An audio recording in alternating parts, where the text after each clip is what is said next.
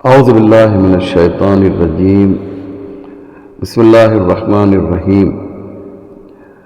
جیسا کہ ہم جانتے ہیں کہ اس وقت ہندوستان کے بہت سے علاقوں میں شدید سیلاب آیا ہوا ہے، خاص کر پنجاب کی حالت بہت زیادہ خراب ہے اور بہت سے علاقے پانی میں ڈوبے ہوئے ہیں۔